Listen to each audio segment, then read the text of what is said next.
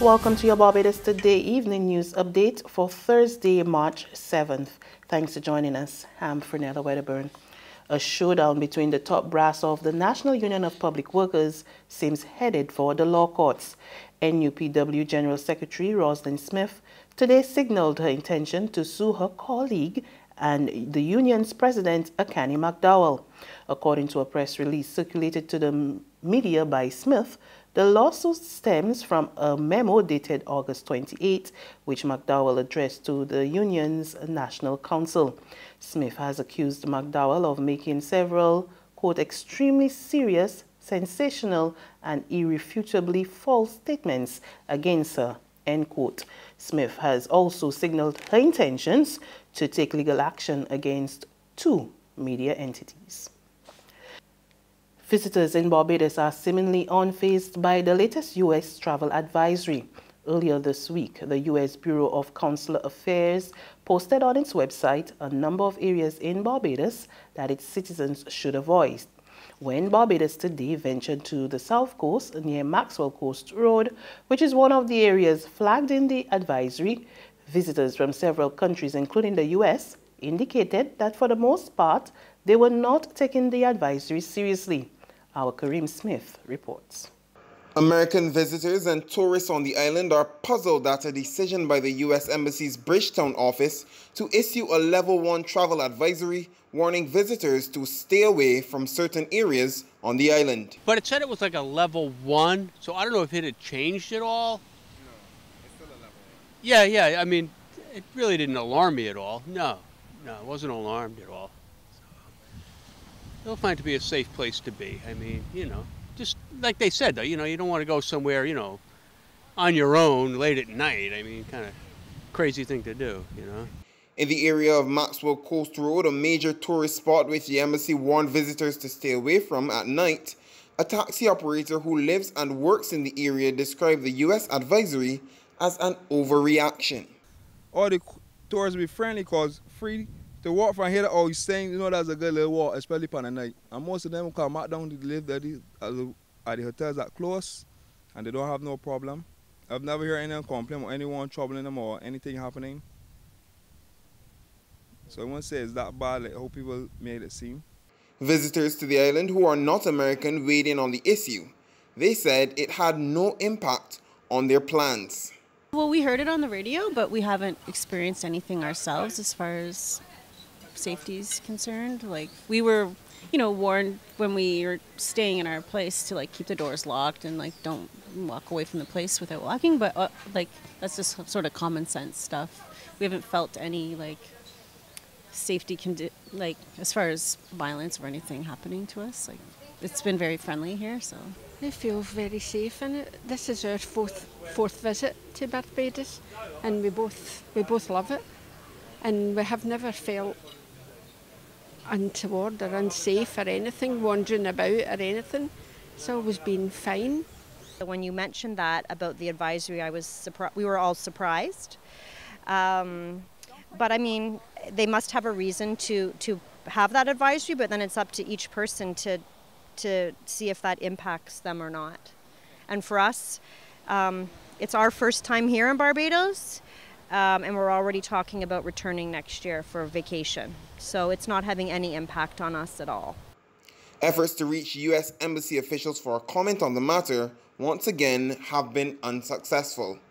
Kareem Smith for Barbados Today. Police are investigating the circumstances surrounding the drowning of an elderly Canadian visitor. 72-year-old John Arthur Matherson died at Worthing Beach, Christchurch this morning. He was discovered behind the Ross Trevor Hotel at St. Lawrence Gap, Christchurch, where he was staying. Lawmen said he went swimming and got into difficulty. A male student is in custody assisting police with investigations following a stabbing incident that left a teenager nursing an injury. 17-year-old Malika Hope of Church Street Gardens, St. Peter, was reportedly taken to the Queen Elizabeth Hospital in serious condition following this morning's incident.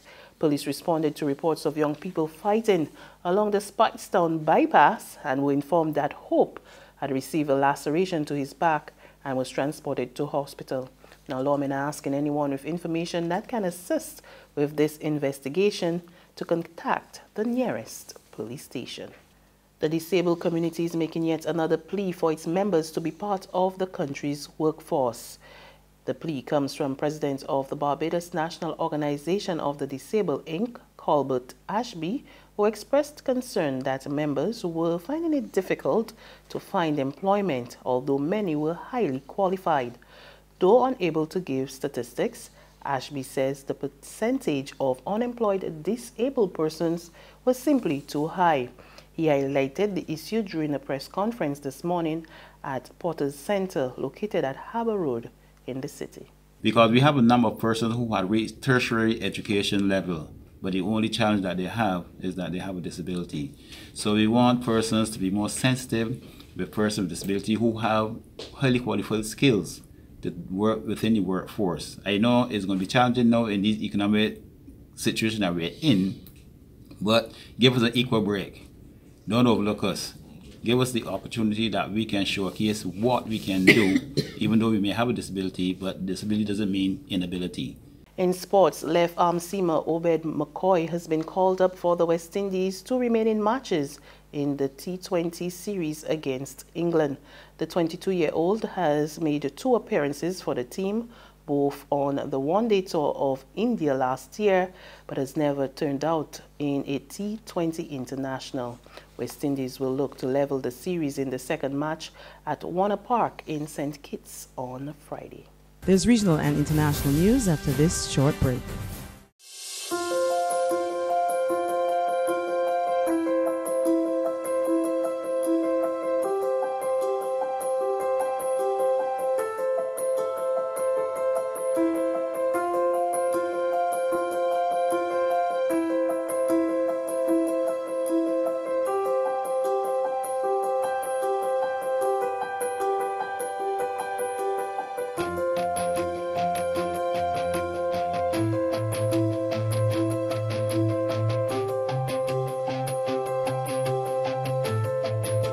Barbados Today, news you can trust. To news from the region, corporal punishment is set to be abolished in schools across St. Lucia come May 1. However, the National Principals Association and the St. Lucia Teachers Union are calling on the government to reconsider its decision.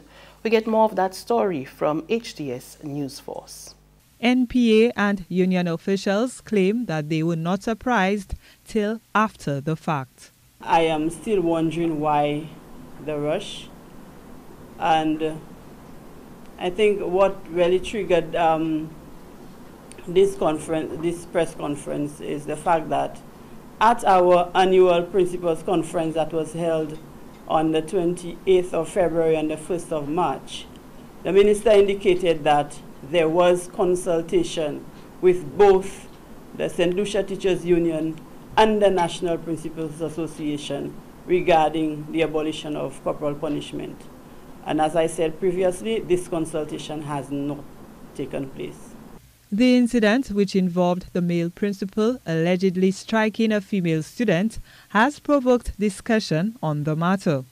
SLTU's President, Julian Monrose, says the government should propose other methods of punishment to deal with indiscipline. Corporal punishment has been part of the school system in St. Lucia from inception. If you're going to withdraw it, ideally you would want to put things in place. And finally, Michael Cohen is suing the Trump Organization on claims that it owes him millions in legal fees and costs. The company is allegedly reneging on its payment deal after Cohen cooperated with investigations into its business. More in this Reuters TV report. After blockbuster testimony in closed-door congressional hearings, Michael Cohen on Thursday sued the Trump Organization, accusing it of reneging on its contract with him by refusing to cover legal fees and costs to the tune of $1.9 million. In a complaint filed in New York State Court, President Donald Trump's former personal lawyer and one-time fixer said the Trump Organization refused to pay him the money he says he was owed after it became clear he would cooperate with investigators. The lawsuit comes a day after Cohen's lawyer Lanny Davis said in an interview that Cohen's former legal team reached out to Trump's lawyers seeking a pardon after the FBI raided his home and office last year. I am here under oath. That admission now raising new questions about whether Cohen told the whole truth in his public testimony last week. He answered every question that was put to him by members of both parties.